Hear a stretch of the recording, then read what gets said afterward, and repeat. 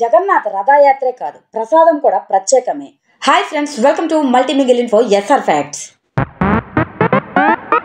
పూరి జగన్నాథుని ఆలయం అనగానే ఆషాఢ మాసంలో జరిగే రథయాత్రే గుర్తుకు వస్తుంది. ప్రపంచంలోనే అతి పురాతనమైన రథయాత్రగా ఈ ఉత్సవాన్ని పేర్కొంటారు. ఈ రథయాత్రలో పాల్గొంటే జన్మ ధన్యమైపోతుందని భక్తులు నమ్ముతారు. రథయాత్రతో పాటు పూరి ఆలయానికి చాలా ప్రత్యేకతలే ఉన్నాయి. వాటిలో ఒకటే మహాప్రసాదం. పూరి జగన్నాథునికి 6 దఫాలుగా నైవేద్యాన్ని అందిస్తారు. ఇందుకోసం 56 రకాల పదార్థాలని తయారు చేస్తారు.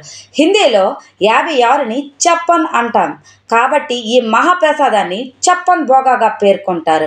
ఈ 56 సంఖ్య వెనుక 2 కారణాలు కనిపిస్తాయి. ఒకప్పుడు అఖండ భారతదేశంలో 56 స్వతంత్ర రాజ్యాలు ఉండేవి. ఆ రాజ్యాలన్నీ క్షేమంగా ఉండాలనే ఆలోచనలతో రాజ్యానికి ఒక ప్రసాదం చొప్పున 56 ప్రసాదాలను నివేదించి ఉండవచ్చు. మరో ఊహ ప్రకారం శ్రీకృష్ణుడు గోవర్ధనగిరిని 7 రోజుల పాటు తన చిటికెన వేలు మీద నిలిపి ఉంచాడట. ఆ 7 రోజుల పాటు ఆయన అన్న పానీయాలను ముట్టలేదు. అందుకని 8వ రోజు భక్తులు వారానికి సరిపడా ఆహార పదార్థాలను ఒకేసారి నివేదించారట. ఆనాడు కృష్ణుడికి 56 పదార్థాలను అందించారు కాబట్టి పూరి జగన్నాథునికి అదే రీతిలో ఉపచారం జరుగుతోందని ఓ నమ్మకం. జగన్నాథునికి నిత్యం 56 ప్రసాదాలను అందించాలంటే అక్కడ వంటశాల కూడా ప్రత్యేకంగా ఉండాల్సిందే కదా మరి. అందుకే 30కి పైగా గదులతో 600 మందికి పైగా వంటవారితో ప్రపంచంలోనే అతిపెద్ద వంటశాలగా పూరి పేరుగాంచింది. వందలు వేలు కాదు, రోజుకి 1,00,000 మంది భక్తులకు సరిపడా ఆహారాన్ని ఇక్కడ సిద్ధం చేయగలరు. ప్రసాదాన్ని వండేందుకు మట్టి కుండలనే పాత్రలుగా వినియోగించడం, వాటిని కట్టెల మీదే వండటం మరో ప్రత్యేకతగా చెప్పుకోవచ్చు. అలా వండిన పదార్థాలని ముందుగా జగన్నాథునికి నివేదిస్తారు.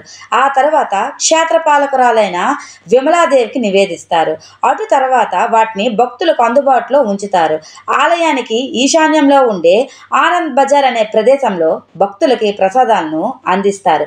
పూరిలో ఇలా 56 ప్రసాదాలను నివేదించే ఆచారం ఎప్పటి నుండి మొదలైందో తెలియదు కానీ దానికి విశేష ప్రచారాన్ని తీసుకువచ్చింది మాత్రం ఆదిశంకరులని చెబుతారు. ఆలయంలో నివేదించిన పదార్థాలతో భక్తులు కడుపు కూడా నిండాలనే తలపుతో ఆయన మధ్యాహ్నం వేళ ఛత్రభోగ్ అనే ఆచారాన్ని ఆరంభించారట. అప్పటి నుంచి ఈ ప్రసాదాలు కేవలం ఆలయానికి వచ్చే భక్తులకే కాదు, పూరి చుట్టుపక్కల పేదలకు కూడా ఆకలి తీరుస్తున్నాయి. స్వామివారి ప్రసాదాన్ని తింటున్నామనే తృప్తిని అందిస్తున్నాయి.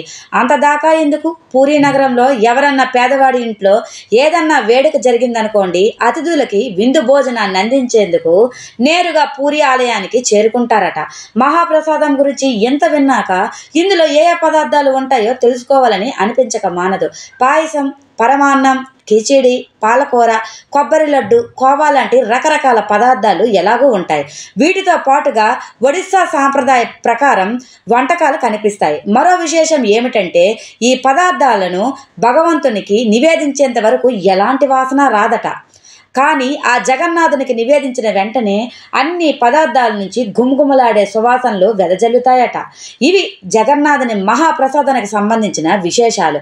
అయితే ఏడాది పొడవునా ఇవి భక్తులకు అందుబాటులో ఉంటాయనుకోవడానికి లేదు. రథయాత్రకి ముందు 21 రోజుల పాటు మహాప్రసాదాలు చేయరు. ఆ సమయంలో జగన్నాథునికి జ్వరంగా ఉంటుందని భక్తుల నమ్మకం.